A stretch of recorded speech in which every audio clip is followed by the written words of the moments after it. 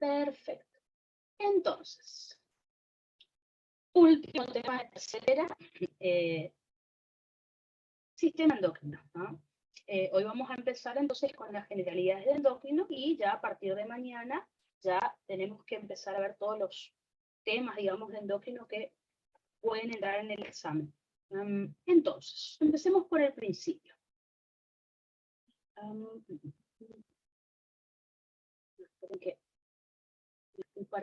Ahí está.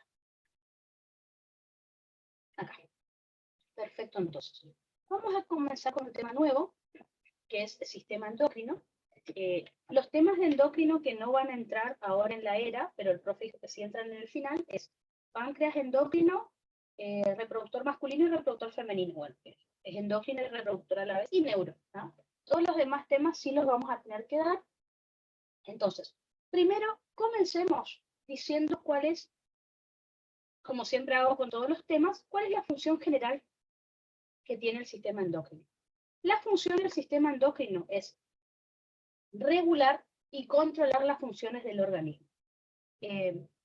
Van a ver, o creo que en primera era ya lo habíamos dicho, o si no ahora en neuro lo vamos a decir.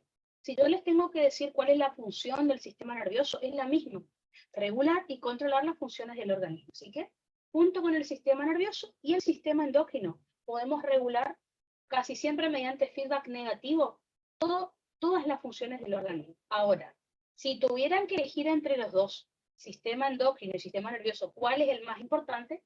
Obviamente, a su vez, el sistema nervioso regula el endocrino. Así que, primero nervioso y luego endocrino, en ese orden, van a regular entonces las funciones del cuerpo.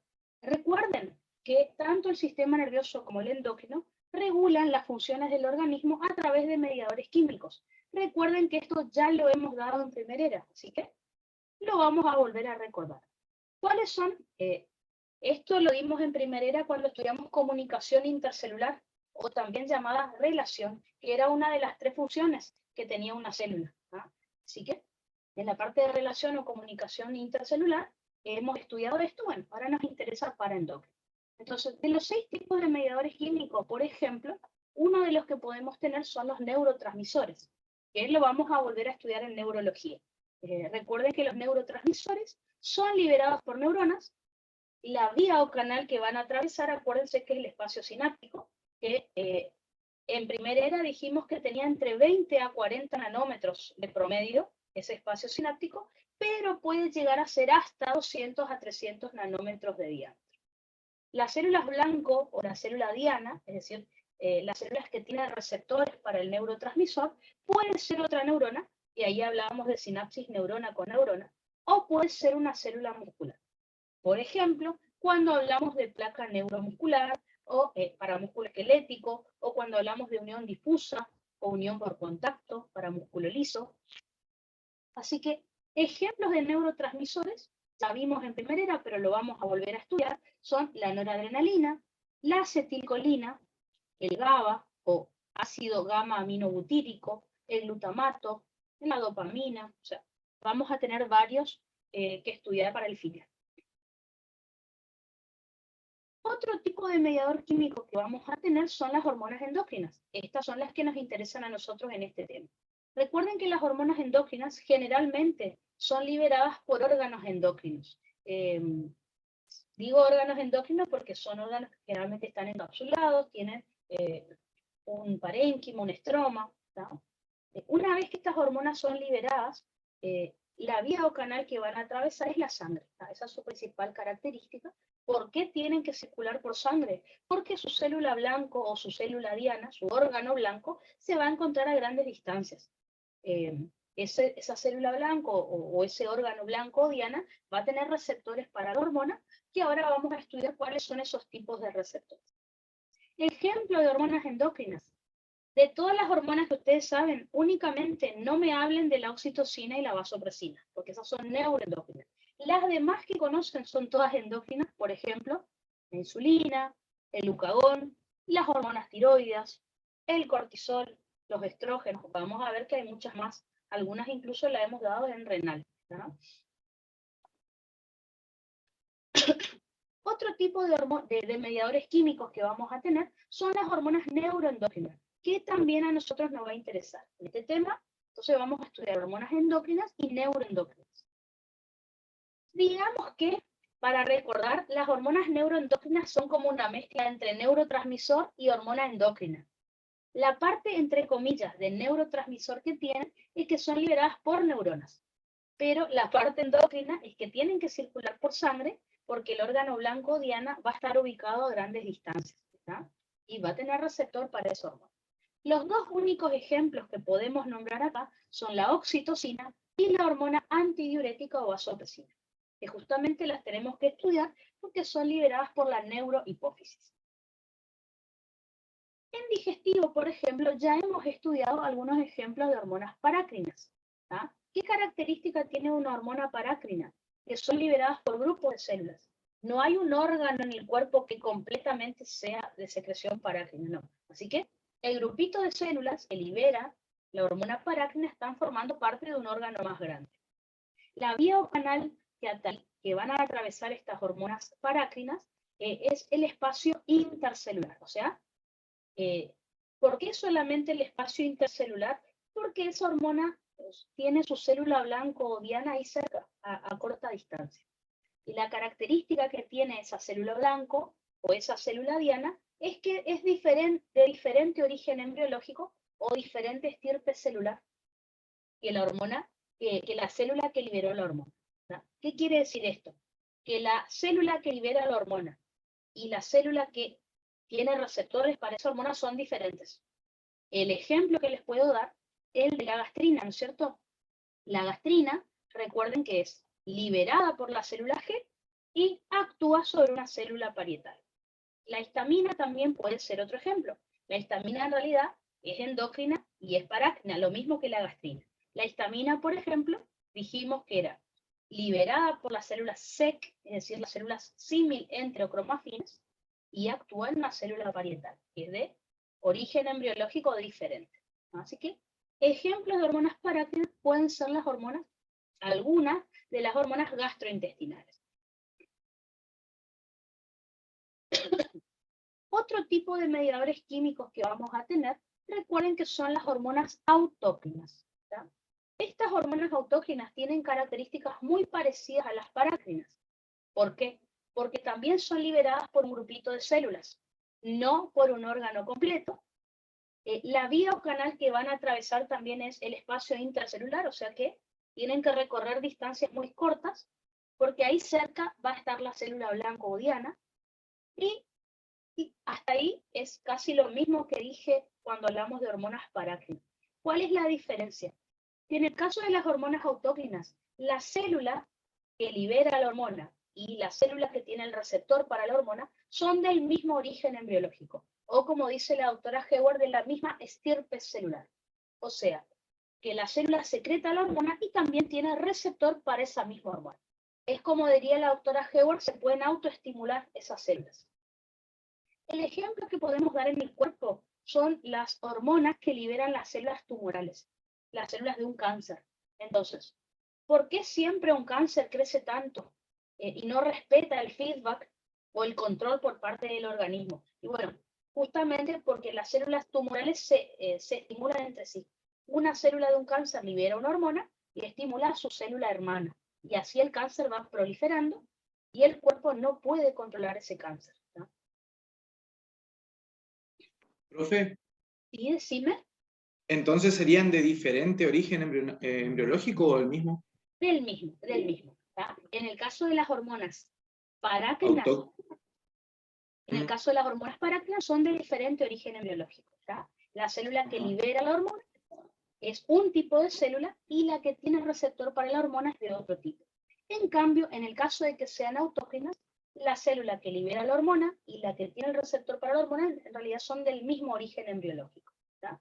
Ah, yo me decís por esto, ¿no? Que no se nos figura la palabra acá, y me doy cuenta que no está. Es del origen embriológico, dice, del mismo, ahora me doy cuenta, del mismo origen embriológico, es la palabra que falta acá. Gracias por, seguramente que te diste cuenta de eso, perfecto. Del mismo origen embriológico.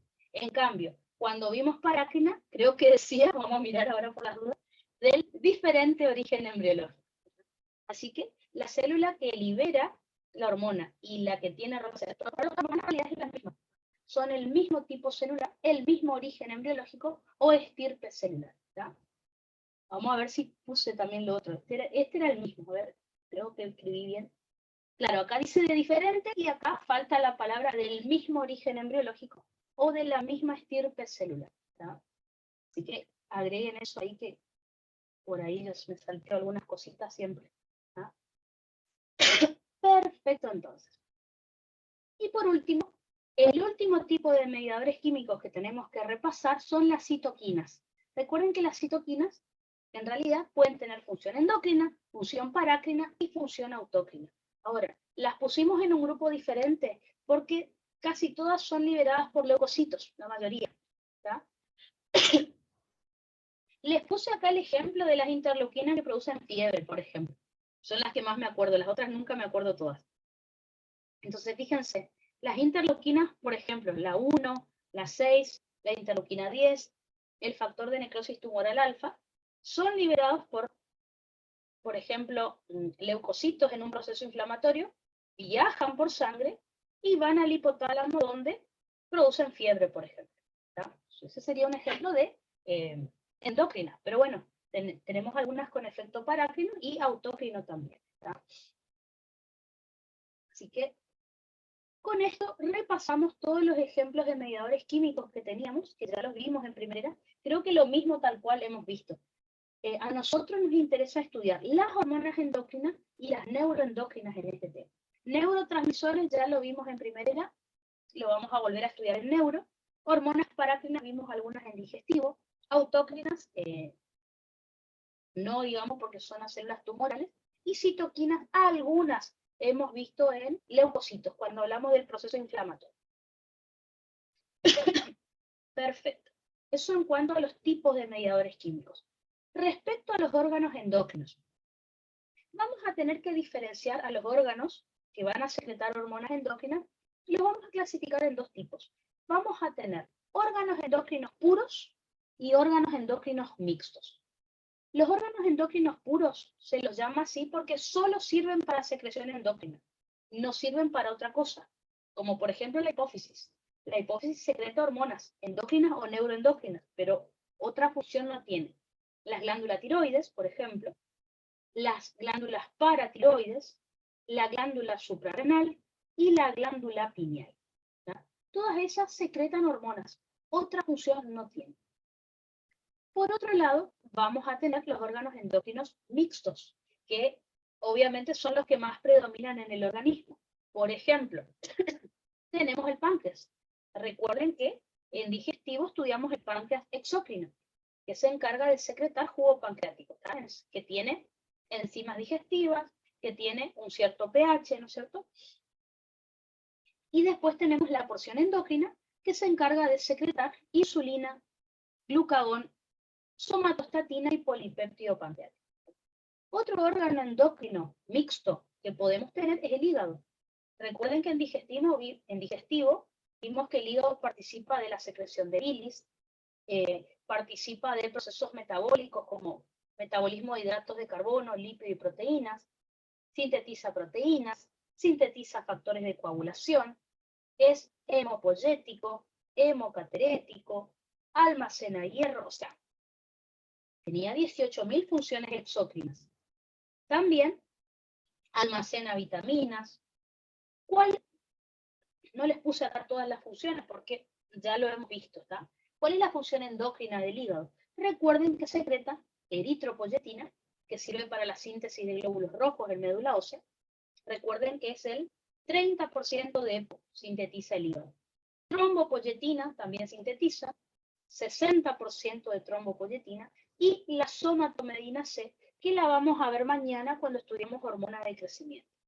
Recuerden que somatomedina C o IGF-1 es lo mismo. Ya lo vamos a ver mañana, pero les adelanto. IGF-1. ¿Sí? Decime. ¿Mañana vamos a tener clase a la mañana nomás? ¿O Mañana, a la no, tarde? mañana nos quedan sería, yo tenía anotado cuando programé en el Drive como 24 clases en total, pero como estamos dando rápido, hasta ahora vamos a dar 21 o capaz menos, si vamos, hay en algunas clases que vamos más rápido. Así que si tenemos las clases que están programadas en el Drive, nos faltan 3 días más y terminamos con las clases. Así que capaz menos, capaz 2 días y medio. Así que yo diría que le mandemos pila y terminemos. Mi idea es terminar con los temas que quedan, los días que nos quede. Después, el día 8 y 9, que tengan libre, porque ahí tienen que rendir, tienen que, no sé. Y a partir del 10, ver los temas que nos quedan para el final, que son re poquitas clases, porque ya nos queda mucho tema. Esa sería la idea, ¿está? Igual les voy a avisar en el grupo, que mañana vamos a tener también todo el día, sí, digamos, ¿no? De última, si no se van a poder conectar, no se hagan problema, porque yo la clase igual la tengo que grabar para los otros chicos que no se conectan, así que la clase va a estar igual, ¿está? Perfecto. Por ejemplo, no sé si les anoté en el chat. Sí, ahí les anoté. Fíjense que la somatomedina C o la IGF-1 es exactamente lo mismo, ¿tá? Pasa que fueron descubiertos en momentos diferentes en la misma sustancia. Por ejemplo, en el final vamos a estudiar los ovarios, ¿está? Los ovarios son órganos exócrinos, ¿por qué? Porque recuerden que participan de la oogénesis, es decir, la síntesis de óvulos para la posterior fecundación. Pero tienen una función endocrina. ¿Por qué? Porque secretan estrógenos y progesterona, principalmente. Ya van a ver, ya les voy a explicar que secretan otras hormonas también. No importa ahora, pero les nombro. Secretan hormonas como la inhibina y la activina, ¿no? Inhibina y activina. No interesa por ahora, pero ya lo vamos a estudiar. Y los testículos, por ejemplo, también son órganos endocrinos mixtos. Tienen una función exócrina, que es la síntesis de espermatozoides, que van a fecundar el óvulo para producir el embarazo. Pero tienen una función endocrina, que es la secreción de testosterona. Vamos a ver también que secretan otras hormonas como la inhibina y la activina, pero son menos importantes. Folistatina también. Vamos con lo más básico. Cuando ahondemos en el tema para el final, ahí sí le agregamos todas las otras hormonas. Les nombro si quieren por las dudas. Los ovarios secretan estrógenos, progesteronas, inhibina, activina y folistatina. Los testículos secretan testosterona y después inhibina, activina y folistatina. Si queremos hacer como más completo, ¿no? Otro órgano mixto que vamos a tener es el corazón. Recuerden que la principal función del corazón es el bombeo de sangre, ¿no es cierto?, hacia los diferentes tejidos. Por ejemplo, también se encarga de regular la presión arterial por los receptores de baja presión. Pero fíjense que también secreta hormonas como el péptido natriurético auricular, que dijimos que se secretaba en la aurícula derecha, y el péptido natriurético cerebral, que se sintetiza en ambos ventrículos. Los riñones también son órganos endocrinos mixtos. Ya estuvimos viendo en renal que participan de la regulación del pH, del equilibrio hidroelectrolítico, forman la orina, o sea, tenían bastantes funciones y también secretan hormonas que acá vamos a corregir, ¿está? Sabemos que secreta eritropoyetina, 90 a 92% de la EPO, trombopoyetina, 20%, renina, ya discutimos el otro día que no es una hormona, así que lo vamos a sacar, es una enzima, ¿no? El profe dice, así que por favor, sáquenlo porque les voy a hacer meter la pata. La renina, entonces ya dijimos que no es una hormona, es una enzima que se libera sangre, ¿no es cierto? La vitamina D, sí, la vitamina D es una vitamina y es una hormona, es así. Perfecto, entonces. Otro órgano que podemos considerar mixto es el estómago. Recuerden que el estómago participa de la secreción de enzimas que van a ser para la digestión, almacena alimento, ¿tá? O sea, transporta alimento, eso ya lo habíamos visto, pero secreta hormonas que son parácrinas, pero a su vez también son endócrinas, como por ejemplo la gastrina y la histamina. Podemos nombrar acá también la somatostatina, que dijimos que están en las células de O delta de las glándulas pilóricas. Podemos agregar somatostatina también.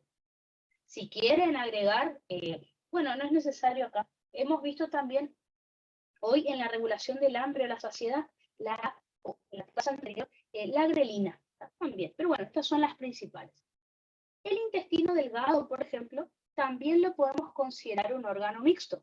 ¿Por qué? Porque imagínense que participa de la mezcla, del transporte de alimentos, absorción de nutrientes, de agua y electrolitos, secreción de otros nutrientes.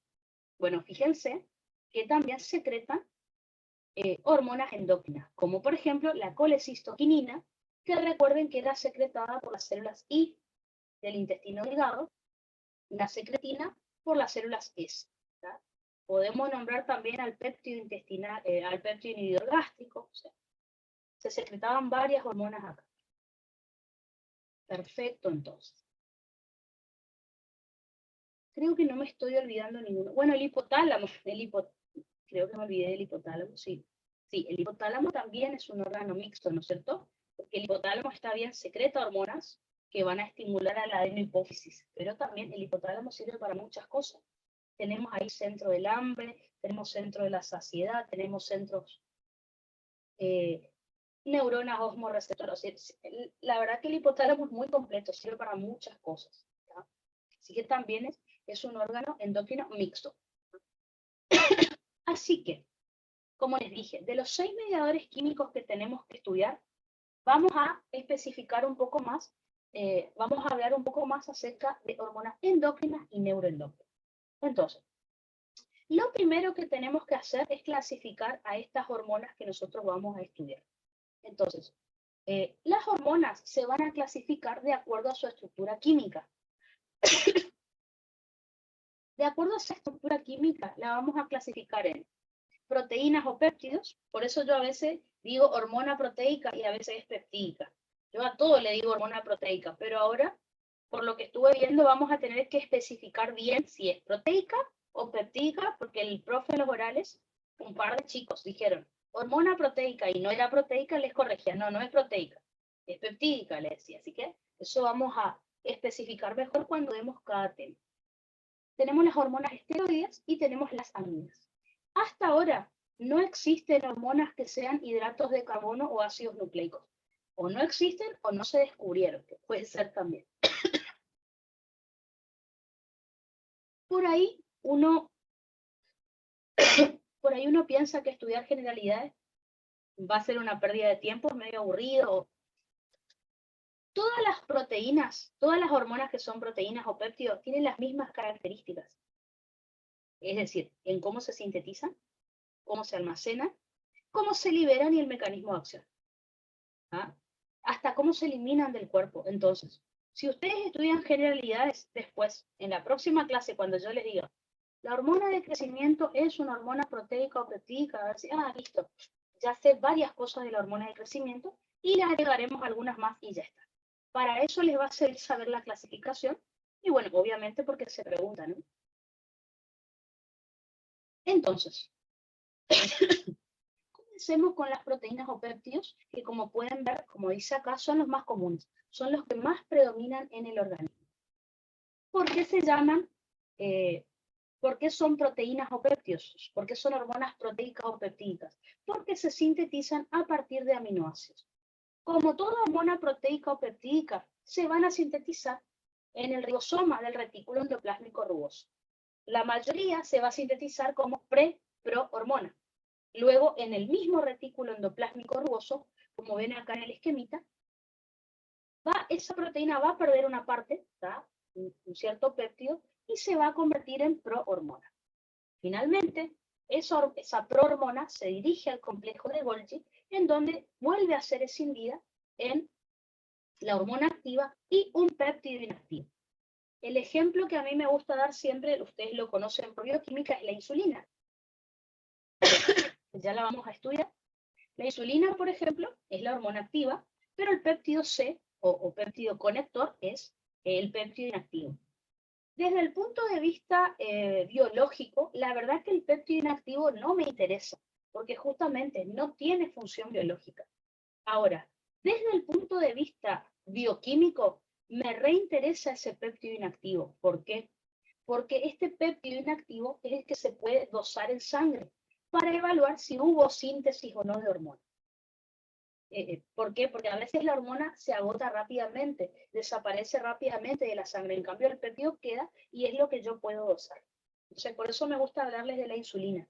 Recuerden que en el caso de la insulina, si nosotros dosamos péptido C, podemos saber si hubo o no síntesis de insulina para ver si el paciente o tiene diabetes tipo 1 o tiene diabetes tipo 2. ¿Está? Así que para eso sirven los péptidos inactivos, no desde el punto de vista fisiológico o biológico, porque no tienen efecto, pero sí desde el punto de vista bioquímico. Una vez que tenemos la formación de esta hormona activa y este péptido inactivo, ambas sustancias se van a empaquetar en vesículas citoplasmáticas, donde se van a almacenar. ¿Ah?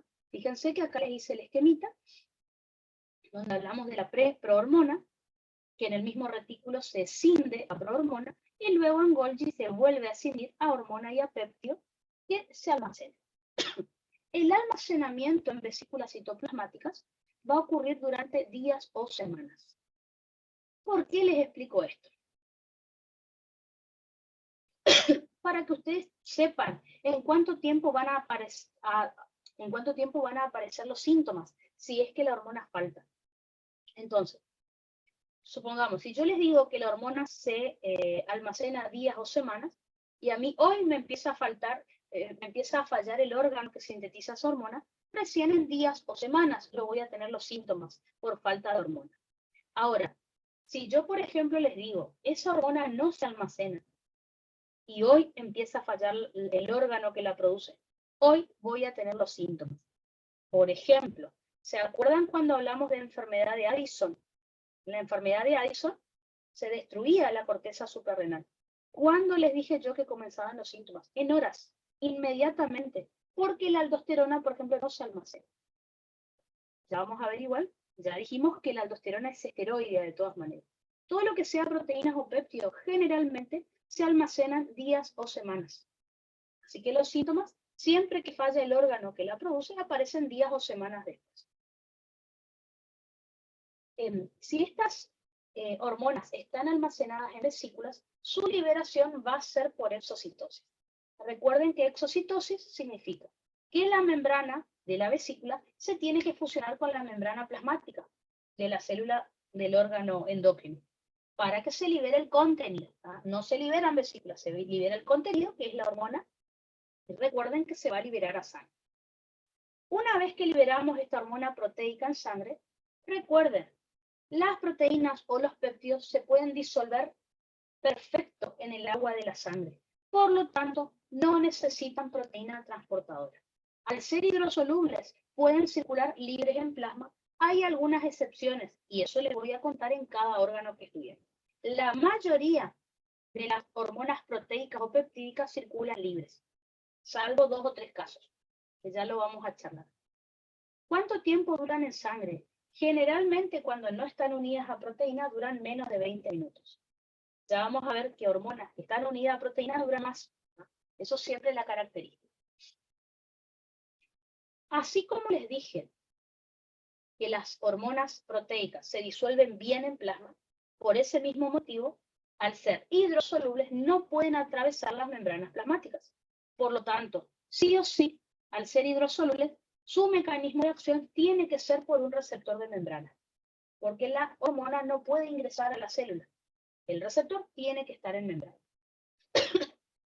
Una vez que la hormona, ya vamos a ver los diferentes mecanismos de acción en un ratito. Una vez que la hormona ya cumple su mecanismo de acción, tiene que ser eliminada del organismo, y lo más común es que se elimine por orina, ¿tá? Pero también puede ser por bilis, ¿no? Eso ya lo vemos en cada hormona. Ejemplos de hormonas que sean proteicas o peptídicas. Todas las hormonas pancreáticas, es decir, insulina, glucagón, somatostatina, polipéptido pancreático, acá me olvidé, hormonas de la hipófisis, todas, ACTH, FSH, LH, TSH, la oxitocina, la antidiurética, todas las hormonas hipotalámicas, todas las que les voy a enseñar, todas son proteicas o peptídicas, la angiotensina 2, la paratormona, la calcitonina, los péptidos natriuréticos, o sea, tenemos un montón de ejemplos. Ya vamos a ver que justamente las hormonas que son esteroides o son aminas, hay re poquitos ejemplos, así que si se acuerdan las que son hormonas esteroides o son aminas, estas son todas las demás, todas las que me sobran, ¿tá? Perfecto, entonces. Otra estructura que pueden tener las hormonas, recuerden que son, que pueden ser hormonas esteroides. ¿Tá? ¿Qué significa que una hormona esteroide es esteroide? Esto ya les conté cuando hablamos de aldosterona.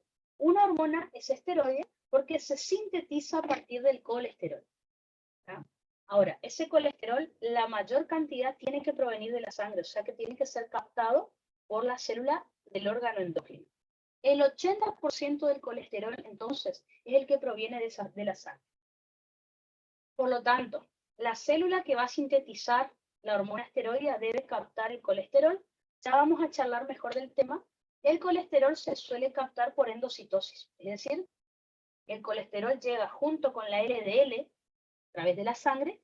La LDL se va a tener que unir a su receptor de LDL, que va a estar ubicado en la célula del órgano endocrino, y ahí se produce la endocitosis de la LDL y obtenemos el colesterol para la síntesis de esta hormona esteroide.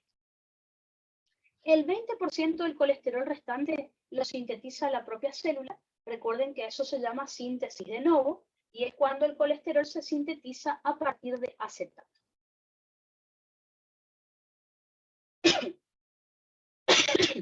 Como les dije entonces, hormonas proteicas se sintetizan a partir de aminoácidos, esta a partir del colesterol. Las hormonas proteicas se sintetizaban en retículo endoplásmico rugoso y Golgi. En cambio, las hormonas esteroides se sintetizan una parte en la mitocondria y otra parte en el citoplasma. Fíjense que ya cambia toda la síntesis. En cuanto a las hormonas proteicas, yo les dije que se almacenaban en vesículas citoplasmáticas. Las hormonas esteroides no se almacenan. Piensen por qué. Piensen ustedes que son lípidos.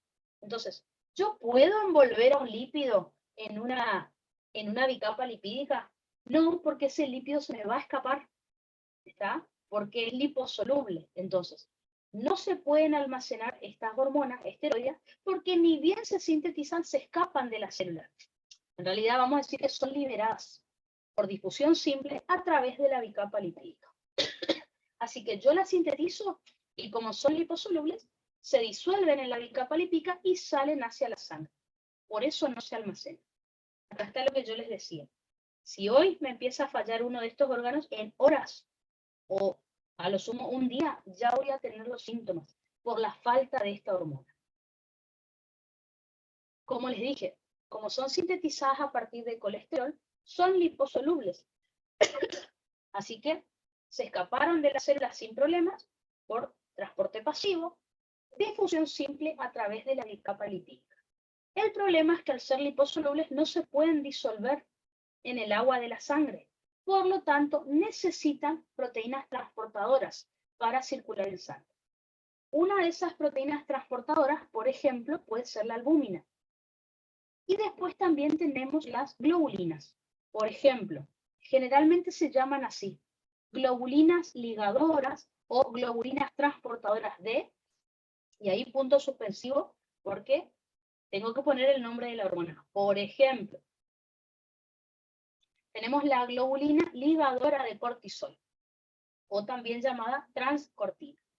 Tenemos las globulinas ligadoras de hormonas sexuales. ¿Tá? Ya vamos a ir estudiando en cada tema, pero se llaman así, globulinas ligadoras o globulinas transportadoras de, y ahí va el nombre de la hormona.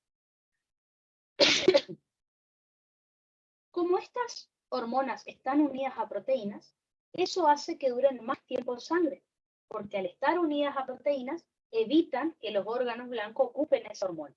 Así que, fíjense, la vida media de estas hormonas suele ser de 60 minutos para arriba, excepto la aldosterona, que tiene muy poco. Las demás son todas con vida media bastante larga. Fíjense, el cortisol, por ejemplo, dura 60 minutos en sangre. Las hormonas sexuales entre 60 a 90 minutos. Comparen con las hormonas proteicas, que eran menos de 20 minutos y ya o eran metabolizadas o eran eliminadas del cuerpo. De vuelta, el hecho de ser liposolubles me ayuda a saber varias cosas. Al ser liposolubles, recuerden que se escaparon de las células, en realidad se secretaron por transporte pasivo, no pueden disolverse en el agua de la sangre, en el plasma, así que necesitan proteínas transportadoras. Y el hecho de que sean liposolubles también me ayuda a saber que pueden entrar a las células blancas. Por lo tanto, como son liposolubles, por transporte pasivo pueden entrar a la célula blanco o diana, por lo tanto su receptor va a estar dentro de la célula blanco. Son receptores intracelulares citoplasmáticos, que ya los vamos a estudiar. Una vez que estas hormonas cumplieron su mecanismo de acción, se tendrán que eliminar del organismo, generalmente por bilis, porque son derivadas del colesterol, pero puede ser también por orina, ¿no? Ejemplos de hormonas esteroides. Tenemos muy pocos ejemplos. Tenemos las hormonas de la corteza suprarrenal, como la aldosterona, el cortisol y los andrógenos suprarrenales. Ya vamos a estudiar en suprarrenal. Tenemos acá los andrógenos a la dihidroepiandrosterona y a la androstenediona, pero ya lo vamos a ver en suprarrenal. Los ovarios, por ejemplo, también secretan estrógenos y progesterona. Los testículos, que secretan testosterona. Si quieren acá pueden agregar la placenta. La placenta es un órgano endocrino y secreta también estrógenos y progesterona, ¿tá? Así que la placenta secreta estrógenos y progesterona como los ovarios, ¿tá? Y más ejemplos que eso no hay. Por eso les decía, si ustedes se aprenden cuáles son esteroides y cuáles son aminas, todo el resto son proteínas o péptidos, ¿tá? Así que bueno, eso es lo bueno de estudiar generalidades. Por último, vamos a tener a las hormonas que son aminas. ¿Qué significa una hormona que es amina? En algunos libros, en vez de decir aminas, dicen hormonas derivadas del aminoácido tirosina. Es lo mismo. Las hormonas aminas justamente se sintetizan a partir del aminoácido tirosina. Y uno dice, bueno, pero ¿por qué no son proteicas? Si las proteínas o péptidos también se sintetizan a partir de aminoácidos. Lo que pasa es que acá los aminoácidos son todos diferentes. Como cualquier proteína, tiene diferentes tipos de aminoácidos. En cambio, acá, en el caso de las aminas, solo están formadas por un aminoácido, que es el aminoácido tirosina. No hay otro tipo de aminoácidos en estas hormonas, ¿tá? Ya les tengo que dar de entrada los ejemplos, porque sus características son re diferentes, que son las hormonas tiroides, T3 y T4, y las catecolaminas, adrenalina y noradrenalina. Lo único que tienen en común es que son aminas, y que ambas tienen tirosina, nada más. Van a ver que el resto es totalmente diferente, ¿tá? A las hormonas tiroides las tenemos que estudiar ahora, para la ERA, y a adrenalina y noradrenalina para neuro, así que ya lo vamos a ver. Entonces, en el caso de la síntesis de estas hormonas, fíjense, las hormonas tiroides se van a sintetizar en la glándula tiroides, les voy adelantando, más específicamente en los folículos tiroides, a partir de tirosina y yodo. En cambio, las catecolaminas se sintetizan en la médula suprarrenal, en el citoplasma, y dentro de vesículas citoplasmáticas también. Lo que vamos a ver es que una parte, ya lo saben por Bioquia en realidad, una parte de la hormona se sintetiza en el citoplasma de la célula, luego ingresa a una vesícula y finaliza la síntesis. Y solamente a partir de tirosina. Acá no vamos a usar yodo. En cuanto al almacenamiento de estas hormonas, si hablamos de las hormonas tiroides, se van a almacenar en un líquido que está dentro de los folículos tiroides que se llama coloide. Y se van a almacenar, fíjense qué interesante, 3 a 6 meses. Ahora, comparen con las catecolaminas, que se almacenan en vesículas citoplasmáticas y se almacenan horas o a lo sumo días, un par de días, pero no más. Así que son bien diferentes. Con respecto a lo de las hormonas tiroides, ténganlo en cuenta. Yo, por ejemplo, tengo hipotiroidismo. Si a mí me pasa la tiroides hoy, recién en 6 meses voy a comenzar con los síntomas de hipotiroidismo. ¿Por qué? Porque tengo un pool, un almacén de hormonas tiroides dentro de los coloides, ¿no? Dentro del coloide. En cuanto a su liberación, otra vez totalmente diferentes. Las hormonas tiroides se liberan por un mecanismo de endocitosis más difusión simple. Por ahí me van a decir, Hermin, ¿no será exocitosis? No, es endocitosis primero y luego hacen difusión simple. Ya lo vamos a estudiar. En cambio, las catecolaminas se liberan como si fueran las hormonas proteicas por exocitosis. Las vesículas donde se almacenan se fusionan con la membrana. Una vez que estas hormonas las liberamos en sangre, ¿cómo va a ser el transporte en sangre? Otra vez totalmente diferentes. Resulta ser que las hormonas tiroides son liposolubles, así que sí o sí necesitan circular unidas a proteínas transportadoras, como si fueran las hormonas esteroides, son muy parecidas. Y por eso duran días en sangre. Estas son las hormonas que más tiempo duran en sangre. Les pongo un ejemplo que ya lo vamos a estudiar. La T3 dura hasta 3 días en sangre. La T4 dura hasta 15. En realidad 10, 12 días, máximo 15. ¿Ah? O sea que, posta que duran un montón en sangre. En cambio, las catecolaminas, al ser hidrosolubles, solamente circulan libres en plasma y es por eso que duran muy poco en sangre. Su vida media es de 5 a 10 minutos. En cuanto a su mecanismo de acción, tengamos en cuenta lo de la solubilidad. Las hormonas tiroides, como dijimos que son liposolubles, pueden ingresar a las células blanco o diana, así que su receptor es intracelular nuclear. Y ahí está la diferencia que no tienen que confundir. Esta cosita el profe ha preguntado siempre en los exámenes. Las hormonas esteroides se unen a receptores intracelulares citoplasmáticos. Son liposolubles y se unen a receptores intracelulares citoplasmáticos. Las hormonas tiroides son liposolubles, pero se unen a receptores intracelulares nucleares, que ya vamos a ver la diferencia enseguida. A ver.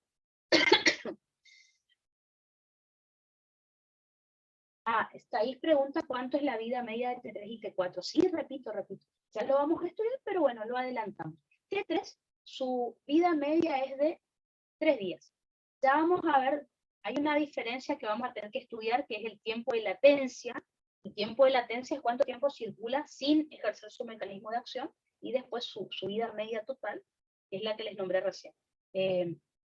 Por ejemplo, les comento, la T3, su tiempo de latencia, es decir, cuánto tiempo circula por ahí unido a proteína sin cumplir su mecanismo de acción, es de 6 a 12 horas, la T3. Y su vida media, 3 días. 6 a 12 horas, su tiempo de latencia, su vida media, 3 días. Eso es la T3. Ya vamos a estudiar que la T4, su tiempo de latencia, o sea, anda dando vueltas por ahí sin unirse a ningún receptor.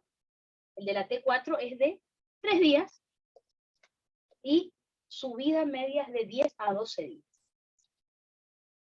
Igual no se preocupen porque lo tenemos que dar, pero ya lo pueden ir, está bueno porque lo pueden ir leyendo. Así que vuelvo a repetir, la T3 entonces, su tiempo de latencia, o sea, el tiempo que anda circulando por ahí sin unirse a ningún receptor, es de 6 a 12 horas y su vida media es de 3 días. La T4, su tiempo de latencia es 3 días, su vida media 10 a 12 días. Cuando la T3 ya terminó su vida media, la T4 recién empieza, ¿no? Por eso es que ya vamos a estudiar que tenemos mucha T4 en sangre comparada con la T3, porque la T4 dura más en sangre, siempre. Perfecto, entonces. Eso es en cuanto a las hormonas tiroides. Pero no se preocupen, acá estoy tirando lo de las hormonas para comparar. Tenemos que estudiar hormonas tiroides como tema aparte, digamos, y ahí lo vamos a volver a repetir a todo esto más en detalle. En el caso de las catecolaminas, como dijimos que son hidrosolubles, acuérdense que no van a poder ingresar a la célula blanco diana. Por lo tanto, el receptor sí o sí tiene que estar ubicado en la membrana. Y les adelanto, es un receptor asociado a proteína G. Bueno, ya lo saben, cuando hablábamos de receptores adrenérgicos, o son GS, GI o GQ, y lo vamos a repasar enseguida. Finalmente, ¿cómo se eliminan estas hormonas del organismo? Puede ser, en eso sí coinciden, por inactivación por enzimas. Por ejemplo, las hormonas tiroideas, si quieren lo anotan acá, si no lo vamos a estudiar después. Las hormonas tiroideas, por ejemplo, se pueden inactivar por desyodasas, porque le sacan el yodo, desyodasas o desaminasas. Así se llaman las enzimas que inactivan a las hormonas tiroides. Desyodasas y desaminasas. Y después ustedes conocen a las de las catecolaminas, por Bioki, que son la MAO y la COMS, ¿no es cierto? Por si no se acuerdan, les pongo acá las siglas, pero ya las vamos a estudiar. Entonces, la de las hormonas tiroides son desyodasas, y ya vamos a ver que tienen nombres especiales. Tenemos las 5 desyodasas, las 5' desyodasas, tenemos desaminasas. En cambio, las catecolaminas utilizan la MAO y la COMT, es decir, la monoaminoxidasa y la catecol o metiltransferasa. Dolor de cabeza de bioquímica seguro, que ya lo vamos a estudiar para el final, ¿no? Y después se eliminan por orina, ¿no? Por ejemplo, ¿cómo se eliminan por orina? Las hormonas tiroides generalmente se eliminan como T2.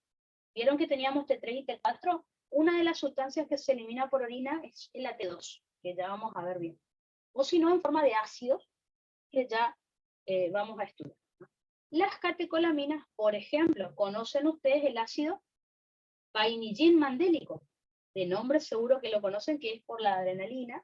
El ácido hidroximandélico es de la noradrenalina, por ejemplo. O sea, todo eso tenemos que ver, pero para que tengan una idea más o menos. Perfecto. Entonces, ¿qué es lo bueno de todo lo que les expliqué? Que vamos a suponer, estamos estudiando hormona de crecimiento, y yo les digo, lo primero, cada vez que yo empiezo una hormona, empiezo así. Es una hormona proteica, o es una hormona esteroide, o es una amina. Es lo primero que ustedes van a ver que yo digo cuando estudio la hormona. Entonces, si yo les digo, las hormonas tiroides son aminas, inmediatamente en su mente, ¿qué va a venir? Ah, si es una amina, porque se sintetiza. Sabemos algo, por lo menos, aparte de esa hormona. Si yo les digo, bueno, no sé, la hormona de crecimiento es una hormona proteica. Proteica significa que se sintetiza a partir de aminoácidos. ¿Dónde se sintetiza? Red y Golgi. ¿Se almacena? Así, en vesícula. Él me dijo que en vesícula. ¿Se libera? Exocitosis. ¿Cómo se transporta en sangre? Bueno, generalmente libre. Veremos si hay excepción. ¿Dónde está el receptor? En la membrana. Habrá que estudiar qué receptor es, pero ya sé que está en la membrana. ¿Entienden? Generalidades sirve para eso. Si yo les digo, el cortisol es una hormona esteroide. Listo. Esteroide significa que se sintetiza en mitocondria y citoplasma a partir del colesterol. ¿Cómo se libera? Por difusión simple. Listo, no se almacena. Ni les hablé yo del cortisol, pero saben que tiene esas características que les dije. Eso es lo bueno de la generalidad, que saben mucho acerca de la hormona solo por conocer su estructura. Si hay algo diferente a lo que dije en generalidad, obviamente que yo les voy a aclarar. ¿Vieron, por ejemplo, que les dije? La mayoría de las hormonas proteicas circulan libre en plasma. Hay excepciones, que cuando demos el tema les voy a decir, bueno, acá sí usamos proteína transportadora, acá no. Pero la información más importante, solo con saber la estructura ya están sabiendo. Aparte estudiamos lo que falta y ahí se completa el tema, ¿tá? Por eso a mí me gustan generalidades, por eso el Constanzo, el Guyton, cualquier libro, está un rato largo hablando de esto. Como podrán ver, yo les hablé de los receptores, de los mecanismos de acción de estas hormonas. Entonces, dependiendo de la hormona que estemos estudiando, vamos a conocer sus receptores. Hay una frase que la doctora Geo repetía mucho cuando hablaba de este tema de los receptores. No solo para hormonas, sino para neurotransmisores. ¿Está? Ella siempre les decía a usted, calculo que seguirá diciendo la misma frase. el efecto de la hormona no depende tanto de la hormona, depende del receptor. Esa una frase de ella que nunca se me olvida. ¿Por qué? Porque podemos tener la misma hormona. Pongamos un ejemplo, la adrenalina. Pero si la adrenalina se une a un receptor alfa 1, no es lo mismo que si se une a un alfa 2 o a un receptor beta. Entonces, la respuesta biológica de la hormona no depende tanto de la hormona, sino del receptor al cual se une esa hormona. Por eso es importante saber cuáles son los receptores de las hormonas para conocer su mecanismo de acción. ¿Tá? Así que ya vimos la clasificación de hormonas, vamos a ver a los tipos de receptores. Tenemos que estudiar receptores de membrana y receptores intracelulares. Si les toca decir esto en un oral, por favor expliquen bien los mecanismos. A la profesora Beligoy le gusta que ustedes le expliquen y ahora lo vamos a repasar. A lo largo de fisio, muchas veces vimos un GS, un GQ, bueno, aunque parezca re boludo, eso quiere ella que le expliquen, aparte de ejemplos, ¿no es cierto? Entonces, comencemos primero por los receptores de membrana. Dijimos que los receptores de membrana son para hormonas hidrosolubles. ¿Qué hormonas hidrosolubles estudiamos hasta ahora? Las proteínas o péptidos y dentro de las aminas, las catecolaminas. Todas esas son hidrosolubles. ¿Cuáles son los receptores que vamos a tener que estudiar? Vamos a estudiar tres tipos de receptores de membrana. Receptores asociados a proteína G, receptores con actividad de tirosinquinasa y receptores asociados a proteínas JAK-STAT. Obviamente, los más fáciles son, ¿no es cierto?, los asociados a proteína G. ¿Cuál es el problema en el examen? Que el profe pide ejemplos de hormonas que hagan eso. O, por ejemplo, me adelanto un poquito, pero ya lo vamos a repasar. Por ejemplo, a lo mejor en el examen la pregunta no es ¿cuál de estas hormonas tiene un receptor asociado a proteína GS? Que eso sería lo más fácil, ¿no es cierto? Porque yo memorizo GS. No, el profe pregunta ¿cuál de estas hormonas tiene al AMP cíclico como segundo mensajero? Entonces uno tiene que acordarse todo el mecanismo para responder eso. Tal hormona aumenta AMP cíclico. O por ejemplo, ¿cuál de estas hormonas tiene al diacilglicerol o al calcio, al aumento de calcio intracelular como segundo mensajero? Entonces por ahí lo pregunta así. ¿O cuál de estas hormonas no se va a ver afectada si aumenta el AMP cíclico? Y ahí uno mira, a ver, no, esta sí aumentaba, esta no, esta es EQ, así que no tiene nada que ver con AMP cíclico, y esa es la correcta. Entonces, por ahí las preguntas son relacionadas con el mecanismo interno, y ahí ustedes buscan la correcta. Así que, volvamos a donde estábamos. Dijimos que tenemos tres tipos de receptores de membrana asociados a proteínas G, con actividad de tirosinquinasa y asociados a proteínas JAK-STAT. Comencemos entonces. Les nombro ahora los tipos de receptores y los ejemplos, y ya lo vamos a repasar uno por uno estos mecanismos, así les queda grabado. ¿Ah? Y si se lo saben, repasamos y ya. Entonces, hablemos primero de los receptores asociados a proteína G. Recuerden, los receptores asociados a proteína G, estas proteínas, son receptores 7-TMS. ¿Se acuerdan qué significaba eso? Que tenían 7 segmentos transmembranos, o sea, atravesaban 7 veces la membrana plasmática, por lo cual son proteínas como bastante grandes. A su vez, vamos a tener 3 tipos de proteína G. ¿tá? La proteína GS, la proteína GI y la proteína GQ. Ya vamos a ver enseguida que la proteína GS estimula la adenilato ciclasa. Recuerden que la adenilato ciclasa es el amplificador. Ejemplos de hormonas con receptor asociado a proteína GS. Esto es lo que sí o sí tienen que recordar. Todas las hormonas de la adenohipófisis, excepto la hormona de crecimiento, todas las de la adenohipófisis, y excepto la hormona de crecimiento que está acá, tienen receptor asociado a proteína GS. O sea, estoy hablando de la ACTH, de la TSH, de la FSH, de la LH, ¿tá? La prolactina y la hormona de crecimiento, no, las otras todas. ¿tá? Podemos nombrar, por ejemplo, el glucagón, que es secretado por el páncreas endocrino, la hormona antidiurética, pero estoy hablando de cuando se une a receptores a receptores B2, ¿se acuerdan? O sea, antidiurética, si ustedes recuerdan, Los receptores B2 eran los que estaban en riñón, segunda mitad del túbulo contorneado distal, túbulo colector cortical y túbulo colector medular. Esos eran los receptores B2, lo que nos permitían reabsorber agua y urea, para recordar. La angiotensina 2 en los riñones pueden ser asociados a proteínas Gs. Las catecolaminas, obviamente cuando se unen a receptores beta-adrenérgicos, que recuerden, es asociado a proteínas Gs. La paratormona y la calcitonina. Ejemplos. Por ejemplo, pueden ser receptores asociados a proteína GI. Recuerden que la proteína GI hace lo opuesto que la proteína GS, es decir, inhibe a la enilato ciclasa, inhibe al amplificador. ¿Tá? Ejemplos de esto tenemos a todas las hormonas inhibidoras hipotalámicas, que en realidad son dos, que son la GHIH, ya vamos a ver qué significa, les adelanto, hormona inhibidora de hormona de crecimiento. ¿Tá? Y la PIH, que es la dopamina en realidad. ¿Tá? La PIH o dopamina es lo mismo. Tenemos a la somatostatina, que recuerden que puede ser liberada, ya vamos a ver, por el hipotálamo o también por el páncreas. Las catecolaminas, pero si se unen a receptores alfa-2 adrenérgicos. ¿Tá? Así que tenemos ejemplos de GI, son las que tenemos en menos cantidad en realidad, dentro de las proteínas G. Y después tenemos receptores asociados a proteínas GQ. La proteína GQ lo que hace es estimular a la fosfolipasa C como segundo mensajero. Como amplificador. Ejemplo de esto son todas las hormonas liberadoras hipotalámicas.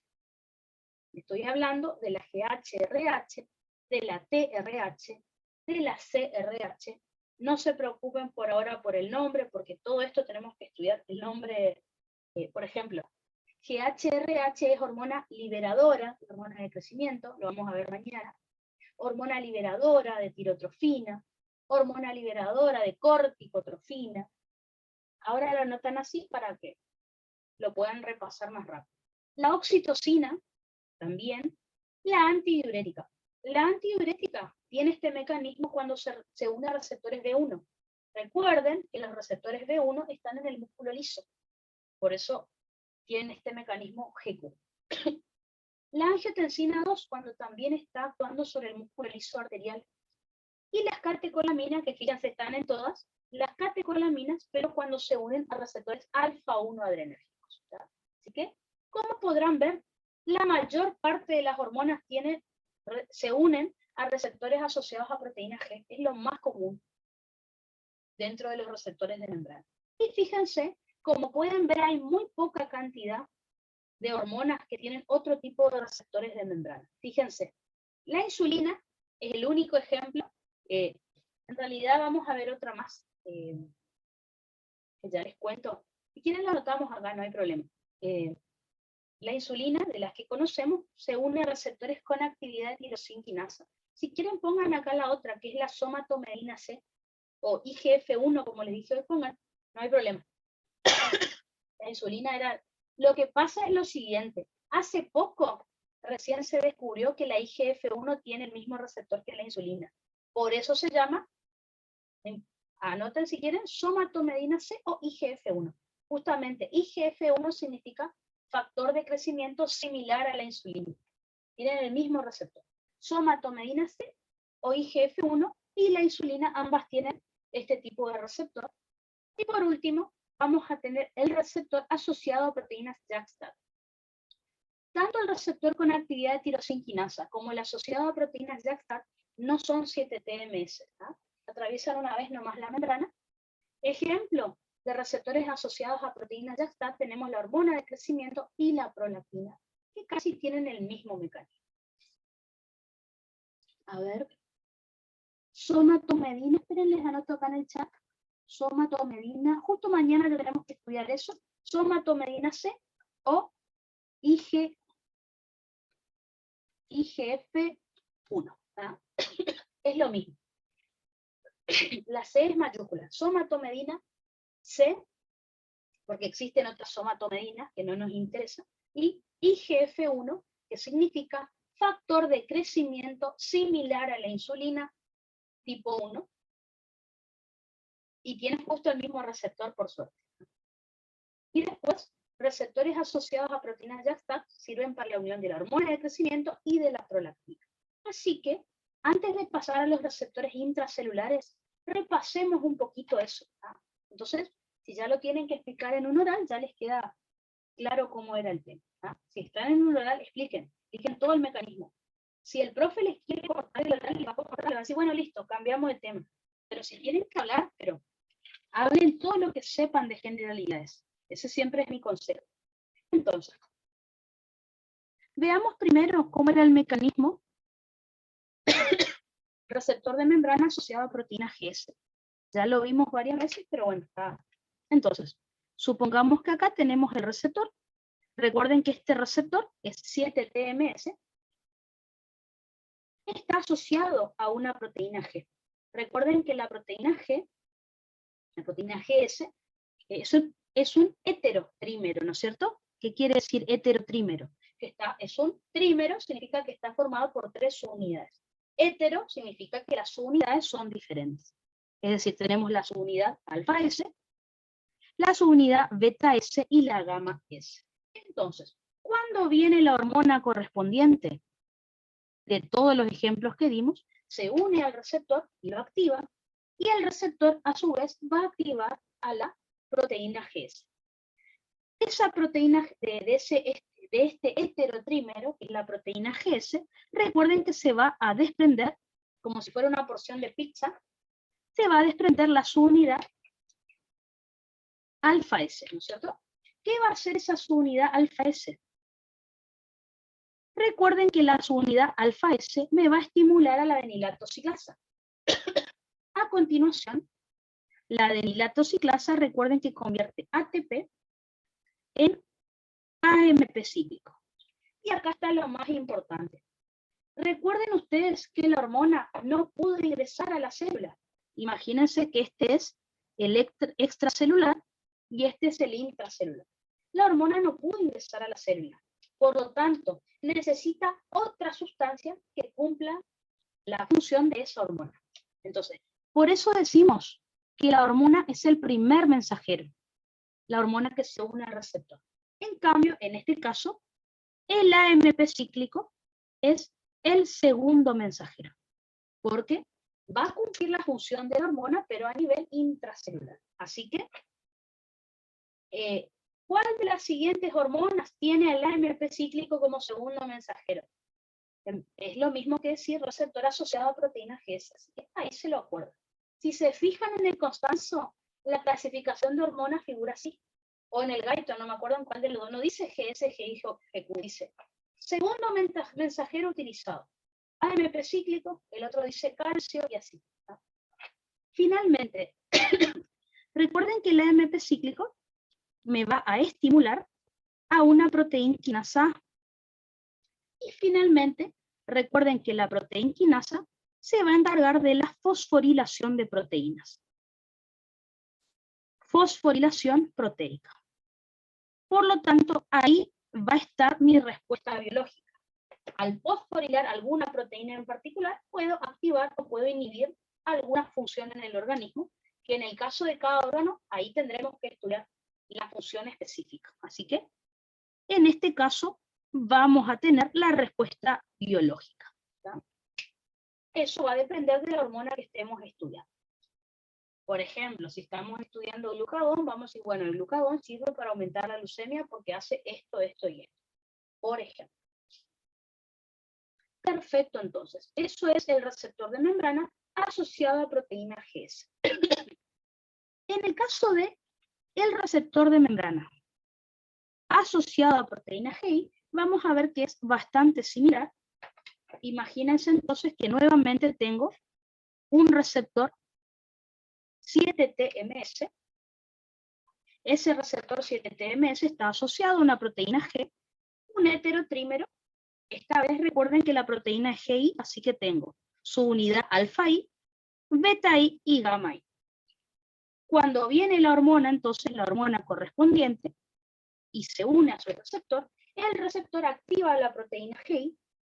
De la proteína GI se desprende la subunidad alfa I, y esta subunidad alfa I lo que hace es inhibir a la adenilato ciclasa. Así que, por lo tanto, si se inhibe a la adenilato ciclasa, no se forma AMP cíclico, o como dice en las preguntas de examen, disminuye AMP cíclico, se inhibe la proteína quinasa A y no ocurre la fosforilación proteica, ¿tá? Simplemente porque no se formó AMP cíclico. Así que acá la hormona actúa, pero no se forma un segundo mensajero, así que la respuesta termina ahí.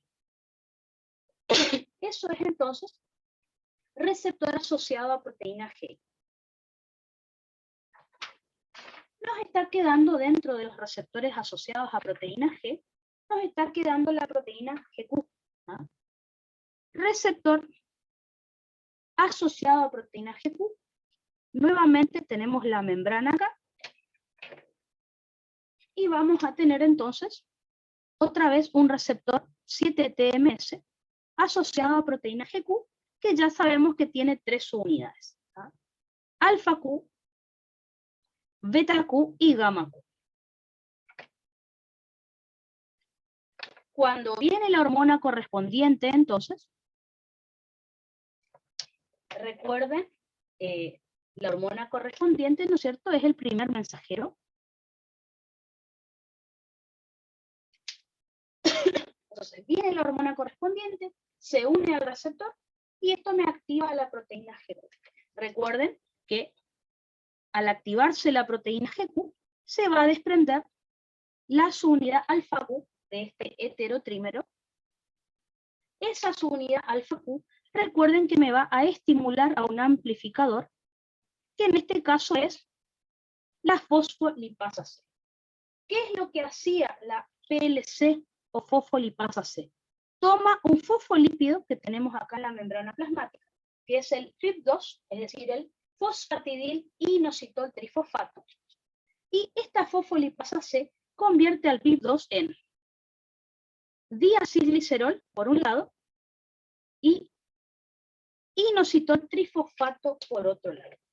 En este caso, tanto el inositol trifosfato como el diacilglicerol son segundos mensajeros. Como les dije, la hormona no puede ingresar a la célula porque es hidrosoluble, así que se forman segundos mensajeros para cumplir su función intercelular. Me olvidé de decirles que en el caso de la proteína GI, justamente, al inhibirse la adenilato ciclasa, solo hay primer mensajero. No se forma el segundo mensajero, ¿ven? Porque se inhibió a la adenilato. ¿Ah? Eso me había olvidado. En el caso de la GS sí se forma segundo mensajero, que es el AMP cíclico.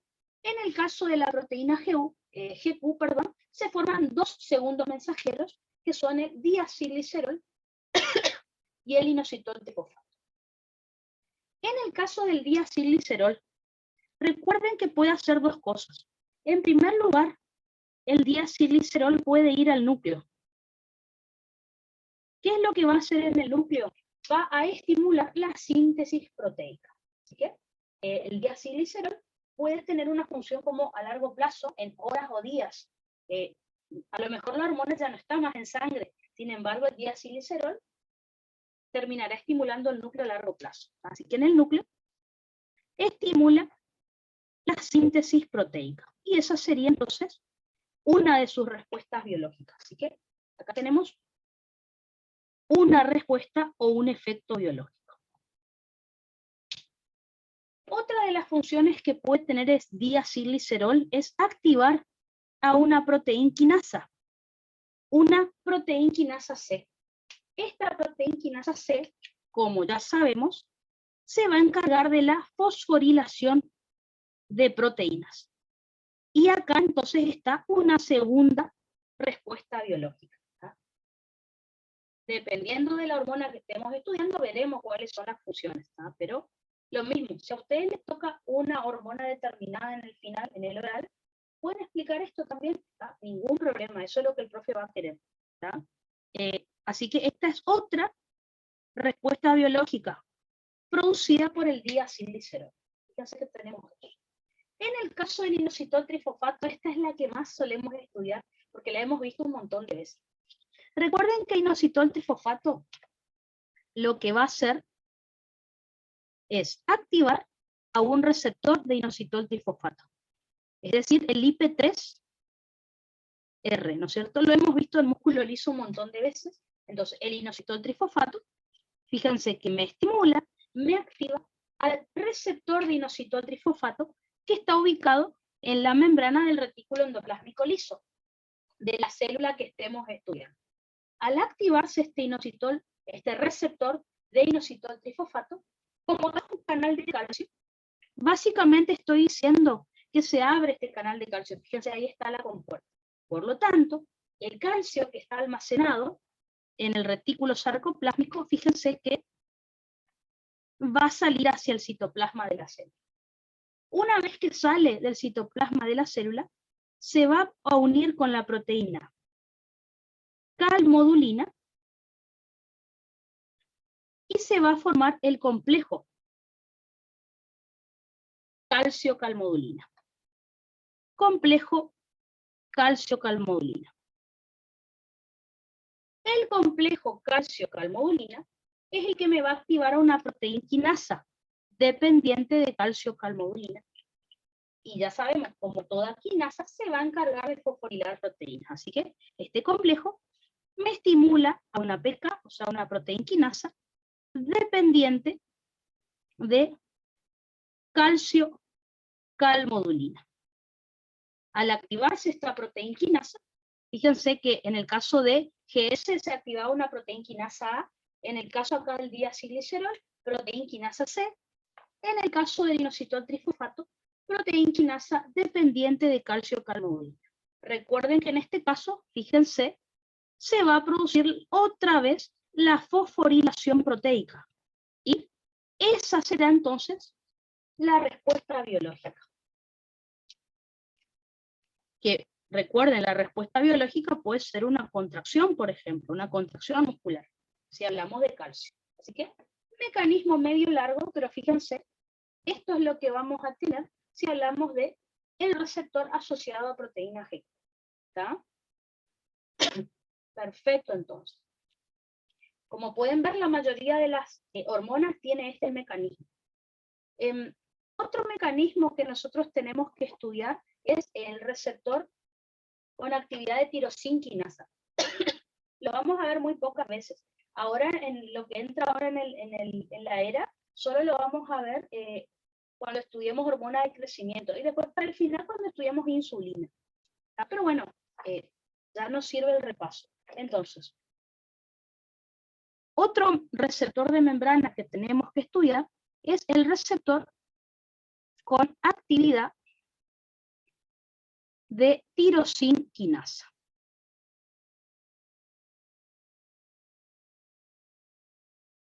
Entonces, de vuelta, imaginemos que tenemos acá la membrana plasmática y que tenemos estos receptores. Estos receptores con actividad de tirosinquinasa no tienen 7 segmentos transmembrana, tienen 1, pero generalmente están formados por varias subunidades. Por ejemplo, hay una subunidad que atraviesa la membrana, que es generalmente la subunidad beta. Después tenemos esa subunidad beta, está unida a la subunidad alfa por puentes disulfuro. La S acá que figura es de azufre, ¿no es cierto? De puentes disulfuro. ¿Está? Unido entonces con la subunidad alfa. Algunos libros dicen que estos receptores son heterodímeros, porque son 2 unidades. Otros libros dicen que son heterotetrámeros, o sea, son 4 unidades. ¿Por qué dice esto? Porque en realidad vamos a ver que la hormona necesita unirse a 2 receptores, digamos, al mismo tiempo para que se active el mecanismo. Así que depende cómo lo lean en los libros. Yo diría que tienen 4 subunidades. Así que acá tengo otra vez la subunidad beta, que está unida por puentes disulfuro, o sea, un azufre, 2 azufre, a la subunidad alfa. Fíjense que las subunidades alfa están del lado externo de la membrana y las subunidades beta son transmembranas. Entonces, lo que va a pasar básicamente es lo siguiente. Va a venir la hormona Y fíjense que para activar el mecanismo se tiene que unir, acá pongo la H de hormona, se tiene que unir a dos sitios activos al mismo tiempo, como si fueran a dos receptores, ¿no? O sea que este es uno solo. Se tiene que unir a dos sitios activos en las dos unidades alfa.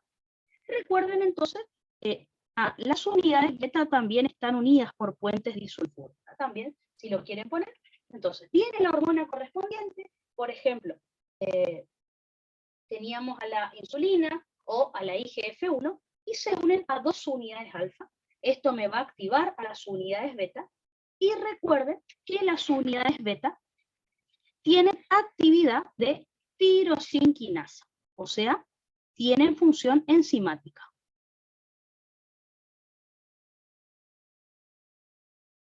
¿Qué significa que tienen actividad de tirosinquinasa? Que tienen la capacidad de fosforilar residuos de tirosina, de lo que sea que tengan que fosforilar. Entonces, se unió la hormona, me activó las unidades beta, y esto hace que se activen las proteínas que tienen actividad de tirosinquinasa. ¿Qué les va a pasar a estas proteínas? Primero, se van a autofosforilar. Algunos libros dicen que ellas mismas se autofosforilan, otros dicen que fosforilan a la proteína de enfrente. De todas maneras, se van a fosforilar, ¿no es cierto? Al fosforilarse, eso las va a activar para que puedan ahora fosforilar a otras estructuras. Recuerden entonces que a quienes van a fosforilar, por ejemplo, en el caso de la insulina, es al sustrato del receptor de insulina. Que ustedes saben por bioquímica que había varios tipos, ¿no? Este sustrato del receptor de insulina, al ser fosforilado, al ser activado, me va a llevar entonces a lo que sería la respuesta biológica. Que eso va a depender de qué hormona estemos estudiando, ¿tá? Incluso cuando hablemos de la IGF-1 vamos a ver qué es. Un poquito más tenemos que hablar de eso, ¿tá? Así que, básicamente, obviamente, como están hablando de generalidades, no le van a hablar todavía de las funciones de la hormona. Más o menos cómo sería el funcionamiento. Habrán visto que cuando les tocó estudiar esto en bioquímica era re difícil, porque es bien fino. Acá, fíjense, más o menos ustedes tienen que explicar el mecanismo, ¿tá? Más o menos. No está mal, sino que está por arriba, digamos, no está tan fino como en bioquímica. Y con esto ya está bien. Más el ejemplo de la hormona que hace eso, está perfecto. Por último, nos queda estudiar los receptores de membrana asociados a proteína JAK-STAT. Por ahí esto no era muy común que estudiemos en fisio, pero en bioquímica yo recuerdo, seguramente si vieron citoquinas, habrán visto mucho este tipo de receptores. ¿Está? A ver.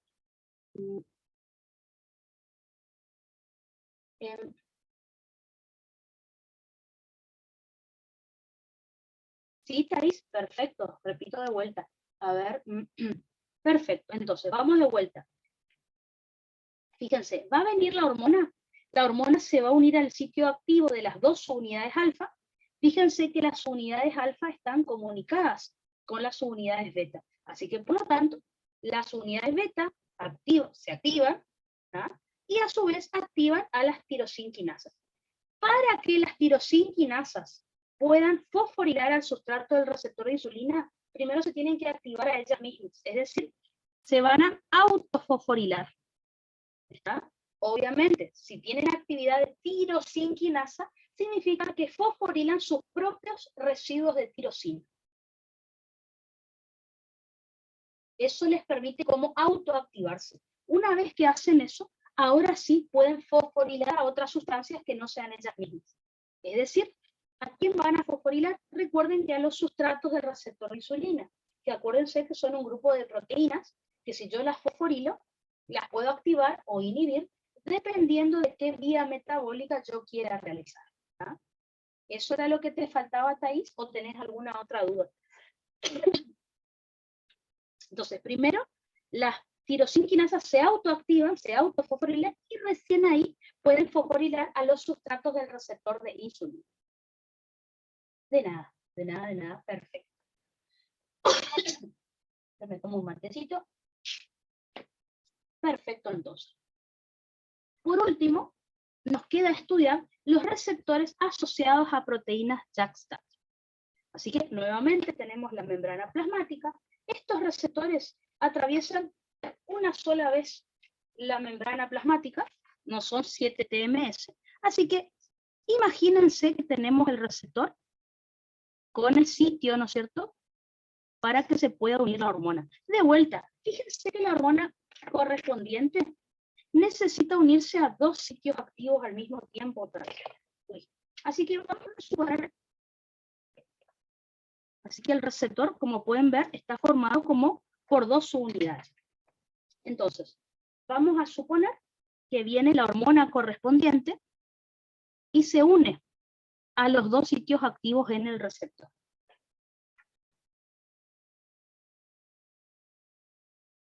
Entonces,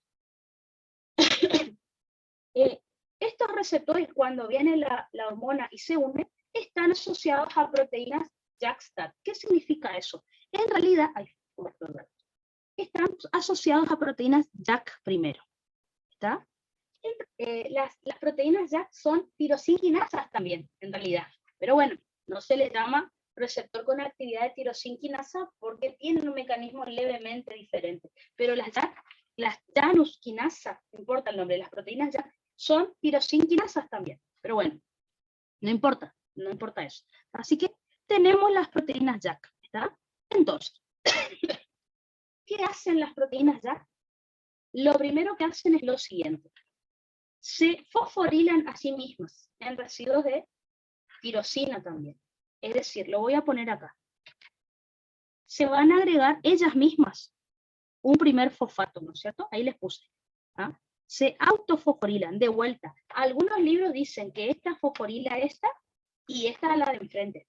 Otros libros dicen que, ven ahí, se autofosforilan. O sea, como que ellas mismas se agregan un fosfato. Y otros libros dicen que esta ya fosforila esta y esta.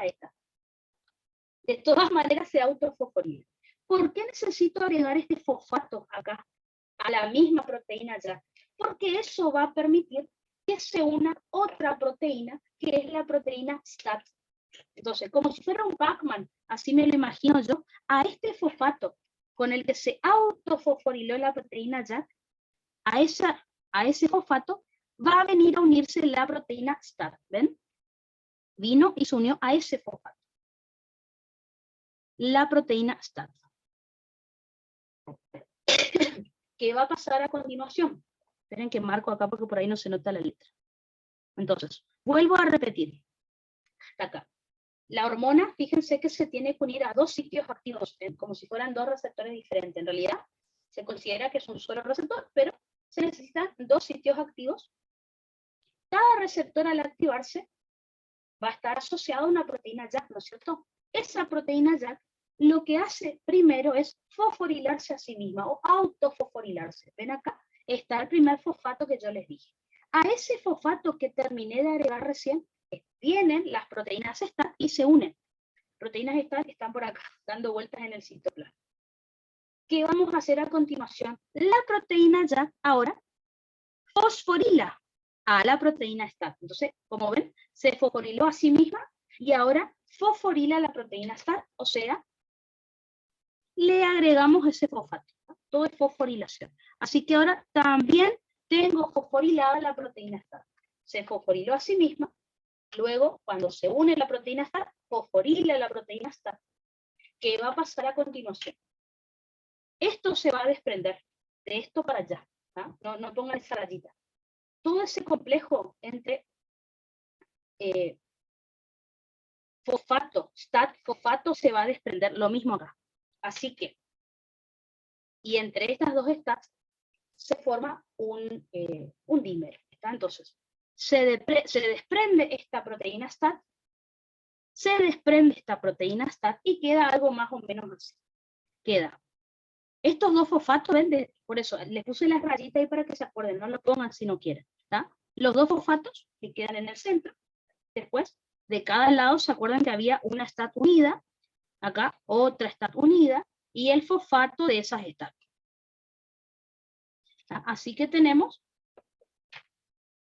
que las proteínas STAT se desprendieron de la proteína YAC y formaron un dímero. Ya vamos a estudiar que este dímero puede ser un homodímero, si las dos proteínas STAT son iguales, por ejemplo, una STAT3 con otra STAT3, por ejemplo, o pueden ser un heterodímero, cuando este es un número y este es otro número, no importa. ¿No? Así que, fíjense, las proteínas STAT se desprendieron y formaron un dímero, ¿no? STAT con STAT. ¿No? Desde el fosfato para allá se desprendió todo y eso fue lo que le permitió la unión. Estas proteínas STAT, entonces, me van a poder activar diferentes mecanismos, por ejemplo, a nivel, se podrían dirigir hacia el núcleo, por ejemplo, y estimularme, por ejemplo, la síntesis proteica. Esa podría ser un tipo de respuesta biológica que pueden realizar. ¿Tá? Creo que es el mecanismo más difícil. Y lo vuelvo a repetir, así está también en los libros de fisio que el profe le dejó. Por ejemplo, nosotros vamos a tener que estudiar prolactina mañana.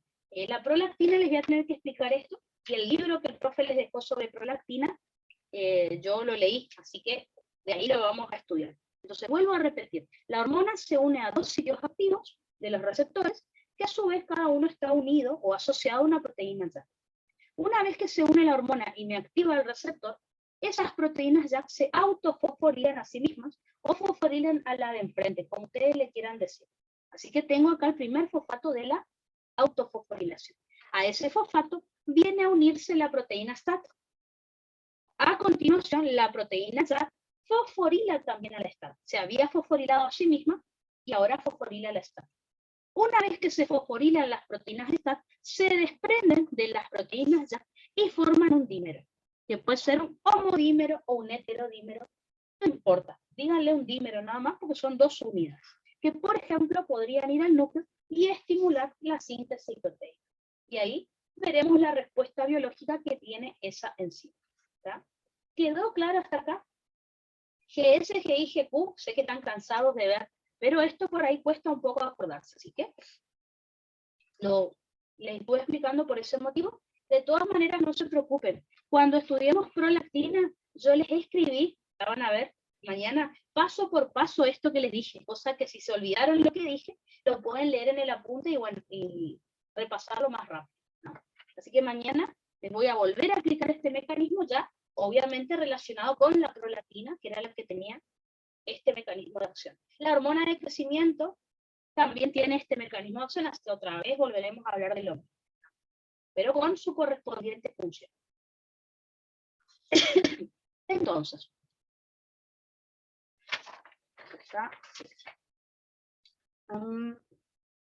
estamos de tiempo, no, estamos bien. Entonces, como les decía, estuvimos viendo hasta recién, ¿ven? Los ejemplos de hormonas que tienen los receptores que yo les expliqué.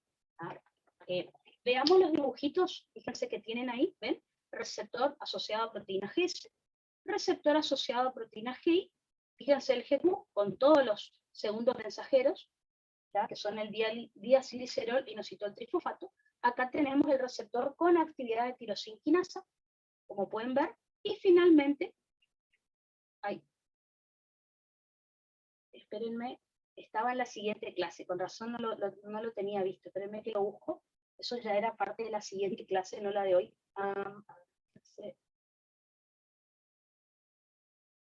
Esperen que lo busco, ahí está.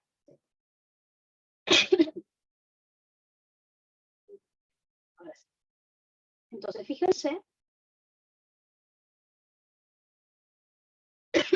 acá está el receptor asociado a proteína YAC, ¿ven? Se une la hormona al receptor, eso me activa la proteína YAC fosforila, se fosforila a sí misma o al receptor, y después fosforila la proteína STAT. Todo el complejo, fíjese que se desprende, y ese dímero se desprende y se dirige a la membrana nuclear para activar la síntesis proteica.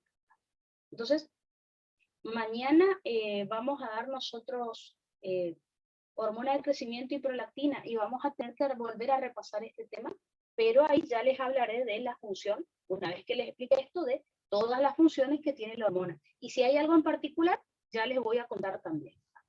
Por ahora vemos el mecanismo en general. Eso por un lado. Por otro lado, volvemos un poquito hacia atrás. No,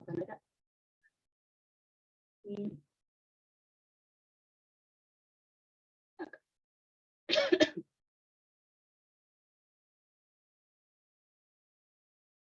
Entonces, otro tipo de receptores que yo les dije que teníamos que estudiar acá en el título, fíjense, que son los receptores intracelulares. Recuerden, según las generalidades que estuvimos dando, los receptores intracelulares van a ser para hormonas liposolubles.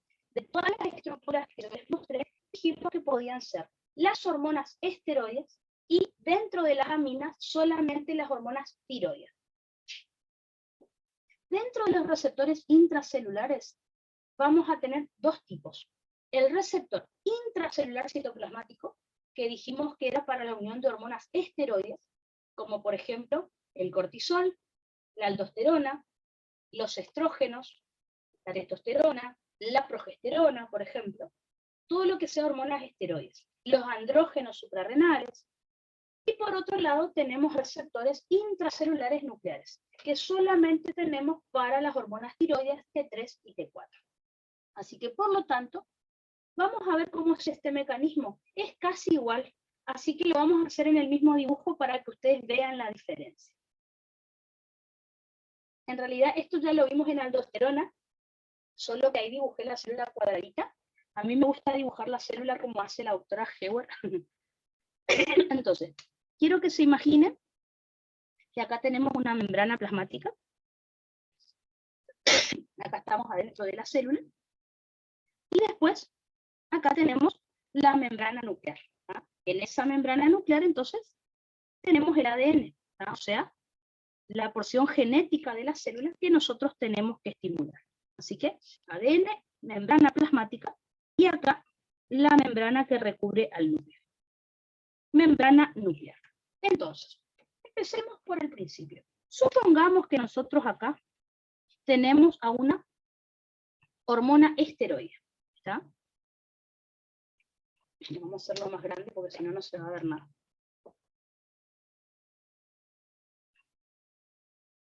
Entonces, vamos de vuelta. Supongamos que acá tenemos una hormona esteroide. ¿Está? Vamos a ponerle esto. Y acá tenemos una hormona tiroide. Ambas son hormonas liposolubles, así que sin problema van a poder ingresar a la célula. Así que hormonas esteroides por transporte pasivo, difusión simple a través de la bicapa lipídica, van a poder ingresar a la célula blanco-diana. Lo mismo para las hormonas tiroides. Perfecto. Ya tenemos a las hormonas sin problema que ingresaron a la célula. ¿Cuál va a ser la diferencia? Que las hormonas esteroides, el receptor de las hormonas va a estar acá en el citoplasma, y el de las hormonas tiroides va a estar ubicado acá en el núcleo. Así que, en el caso de las hormonas esteroides, por lo tanto, se van a unir a su receptor, que el receptor, fíjense, está ubicado acá en el citoplasma, y por lo tanto, se va a formar el complejo hormona-receptor. El complejo hormona-receptor, entonces, fíjense cómo se va a formar acá en el citoplasma. Complejo hormona-receptor. En el caso de las hormonas tiroides, el receptor está ubicado ya sobre el ADN. Así que la hormona solita va a tener que viajar, a atravesar la membrana nuclear, la hormona tiroide, atravesar la membrana nuclear y unirse a su receptor. ¿Ah? Así que, por lo tanto, el complejo hormona-receptor se va a formar en el núcleo. ¿Ah? Complejo hormona-receptor se forma en el núcleo porque recuerden que el receptor es intranuclear citoplasmático. Así que ambas entran por transporte pasivo, difusión simple a través de la bicapa lipídica, pero el complejo hormona-receptor, en el caso de las hormonas esteroides, se forma en citoplasma. El complejo hormona-receptor, en el caso de hormonas tiroides, se forma en el núcleo. Finalicemos entonces la historia. Como en el caso de las hormonas esteroides, el complejo hormona-receptor se formó en el citoplasma, ambos, o sea, todo el complejo, atravesará la membrana nuclear y se ubica, ¿no es cierto?, en una porción del ADN que va a ser específica para esa hormona. ¿Tá? Entonces, fíjense, tenemos este complejo hormona-receptor que llegó y se ubicó en alguna porción específica del ADN, lo mismo acá. El complejo hormona-receptor se forma en alguna región específica de ADN. ¿Tá? Recuerden que acá, esta es la hormona tiroides, como para que recuerden.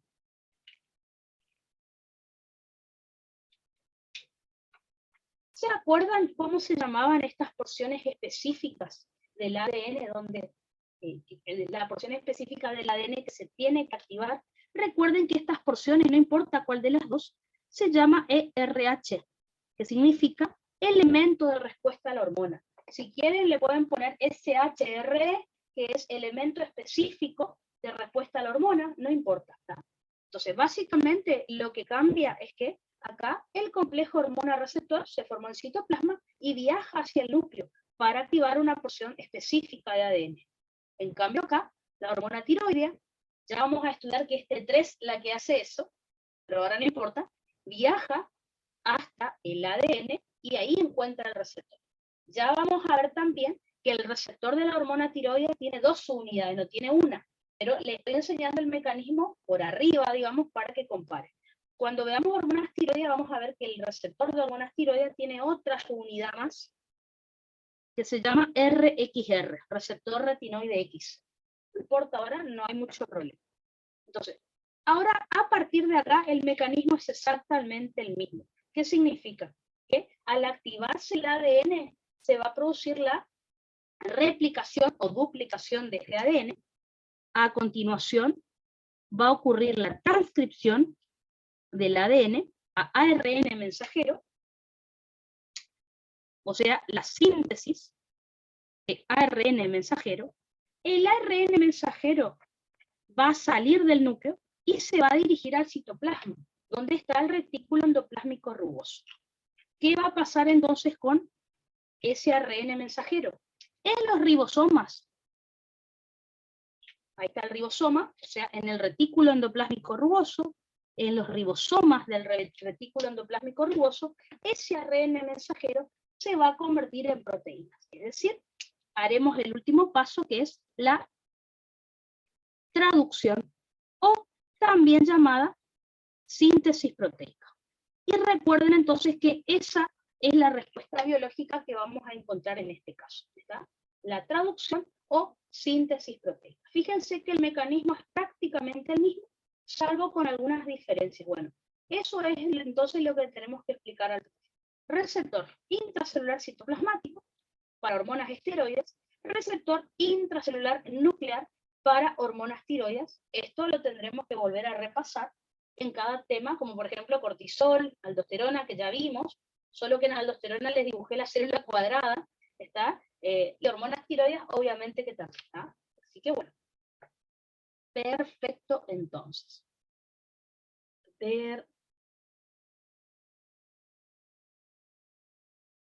Entonces ya vimos recién el mecanismo asociado a proteínas JAK-STAT. Fíjense que acá tenemos lo de los receptores intracelulares que yo les decía, ¿ven?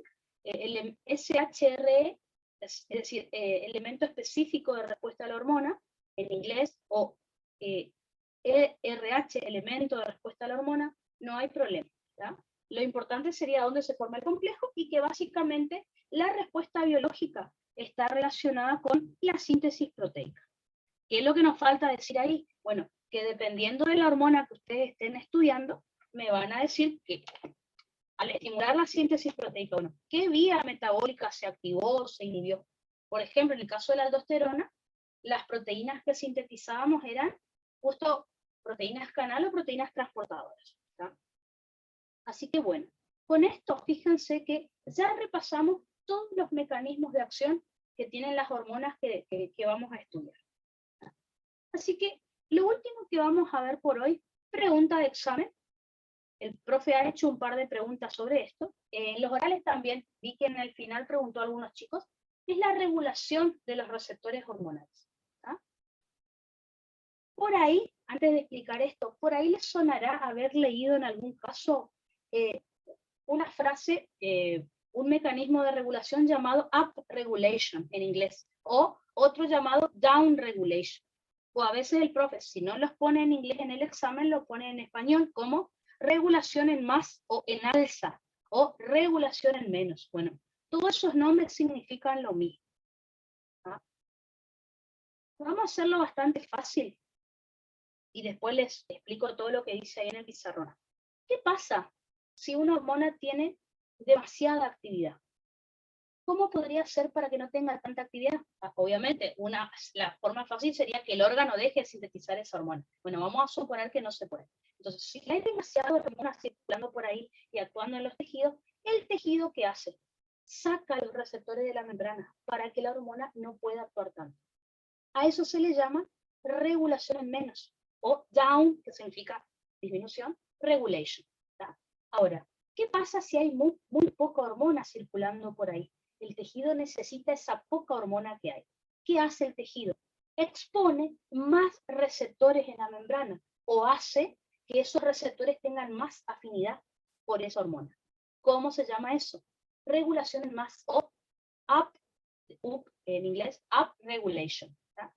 Eso es entonces la forma que tiene el organismo de regular la función de los receptores como también de las hormonas. Ahora, vamos a hablar un poquito mejor de este tema. Pero eso es básicamente lo que es down regulation o up regulation.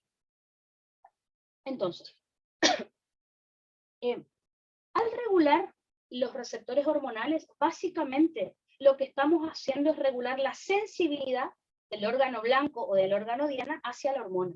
Entonces, hablemos un poquito mejor de qué sería esta sensibilidad. ¿Ah? La sensibilidad de un tejido blanco o de un tejido diana a una hormona se expresa mediante la relación dosis-respuesta. ¿Qué sería la relación dosis-respuesta? Es aquella en la que la magnitud de la respuesta se relaciona con la concentración de la hormona. ¿Ah?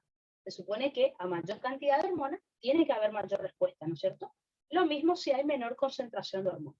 ¿Ah? Es decir, que a medida que aumenta la concentración de hormona en sangre, la respuesta suele aumentar y luego se estabiliza. ¿Tá? Entonces, si tenemos que hablar de, en definición, ¿qué es la sensibilidad de un órgano blanco o diana? Vamos a decir que es la concentración de hormonas que produce el 50%, o sea, la mitad de la respuesta máxima que tiene el tejido blanco o diana. Podemos tener que al tejido blanco o diana le pueden ocurrir dos cosas. Puede disminuir la sensibilidad. ¿Qué significa que un tejido tiene menos sensibilidad a la hormona? Que se necesita más hormona para producir ese 50% de la respuesta. ¿Qué significa que un tejido diana tiene aumentada su sensibilidad? Que es con menos hormonas se obtiene el 50% de esa respuesta más. Esto obviamente es un término experimental. Siempre se probaba la mitad de la máxima respuesta a nivel experimental. Entonces, esta variación de la sensibilidad, vuelvo a repetir, si digo que un tejido es muy sensible, es que con menos hormonas se puede realizar la misma actividad. Si digo que un tejido es poco sensible, es que se necesita mucha más hormona para lograr la misma respuesta. La sensibilidad en los tejidos blanco o diana puede variar por dos mecanismos. Puede cambiar el número de receptores, es decir, si en un tejido hay más receptores, va a haber más respuesta, o sea que tiene más sensibilidad. En cambio, si en un tejido disminuye el número de receptores, vamos a tener, lógicamente, menos respuesta, o sea, menos sensibilidad del tejido a la hormona. O la otra situación que yo les conté es que ese receptor puede o aumentar o disminuir la afinidad que va a tener por esa hormona. Por ejemplo, si el receptor tiene mayor afinidad por hormona, va a haber más probabilidad de que haya mayor respuesta. En cambio, si el receptor del tejido blanco o diana tiene menor afinidad por la hormona, es probable que no haya mucha respuesta. Así que, finalmente, ¿cómo hacemos para cambiar o el número de receptores o la afinidad de los receptores por la hormona? Esto va a ocurrir por dos mecanismos, que es lo que les conté hace un rato. Lo que es down regulation o regulación por disminución o regulación en menos o regulación en descenso. Todo lo que es para abajo, el profe usa por ahí esos términos.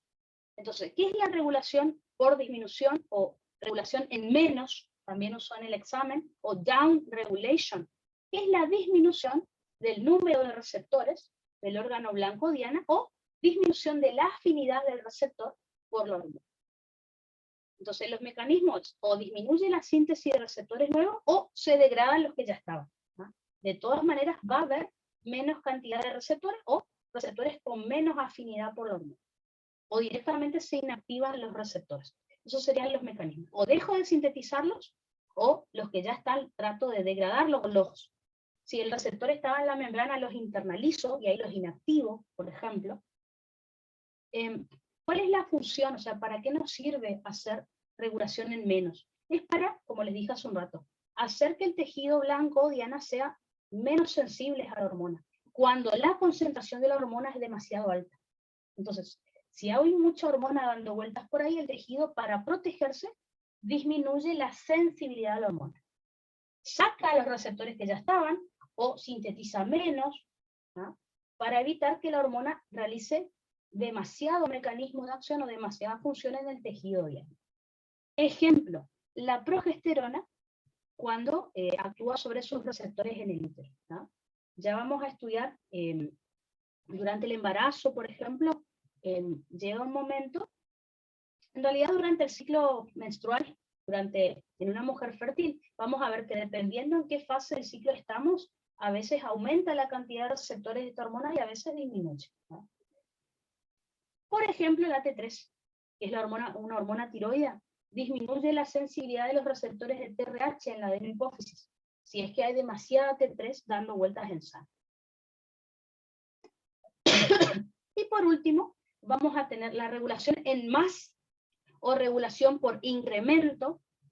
En el último examen que tomó el profe decía regulación en más o en menos, ¿ah? En este caso, regulación en más o regulación por incremento, o en inglés up, que significa para arriba, up regulation, regulación arriba, digamos, algo así significa. ¿Qué es esta up regulation? Es el aumento del número de receptores en el órgano blanco diana o el aumento de la afinidad de esos receptores por la hormona. ¿Cuáles son los mecanismos? O sintetizar receptores nuevos, o disminuir la degradación de lo que ya están, o activarlos de alguna manera. Esto sirve para aumentar la sensibilidad del tejido diana. ¿Cuándo vamos a realizar eso? Cuando haya muy poca hormona circulante. La poca hormona que hay, el tejido la quiere, y por eso va a recurrir a este mecanismo. Por ejemplo, la prolactina es un ejemplo que suele aumentar los receptores en mama a medida que aumenta la cantidad de prolactina. Por ejemplo, la hormona de crecimiento recurre a este mecanismo cuando hay poca cantidad, ¿verdad? Aumenta el número de receptores en hígado y músculo esquelético, y los estrógenos durante el ciclo menstrual también va aumentando sus receptores en útero a medida que transcurren los días, ¿verdad? Así que bueno, pregunta de examen, pero básicamente lo que quiero, perfecto. Lo que quiero que les quede claro es que si hay mucha cantidad de hormona en sangre, el tejido diana se protege, disminuyendo su cantidad de receptores o la afinidad de los receptores por la hormona. ¿Para qué? Para que no haya exceso de actividad en el órgano, ¿verdad? Eso se llama down regulation, regulación en menos. Si en cambio la cantidad de hormona es muy baja en sangre, el tejido, esa poca cantidad que haya la necesita. Entonces, ¿qué hace? Aumenta la cantidad de receptores en la membrana o aumenta la afinidad de esos receptores por la hormona, para que pueda haber una actividad normal en el tejido blanco o diana. Eso se llama upregulation o regulación en menos, ¿tá? Con esto entonces terminamos todas las generalidades que ustedes tenían que saber de hormonas, todo lo general. A partir de mañana entonces nos vamos a dedicar a estudiar los órganos que nos quedan, ¿tá? Así que son todas hormonas en particular que tenemos que estudiar con las patologías correspondientes, ¿tá? Como por ejemplo hipo o hipertiroidismo, gigantismo o enanismo, por ejemplo en el caso de hormona de crecimiento, por ejemplo Cushing o Addison o Con, que ya lo conocen, ¿está? Bueno, eso es lo que nos falta hacer, ¿está? Así que nos vemos mañana y ya saben, cualquier duda que tengan me pueden preguntar, ¿está? Nos vemos. Chaucito.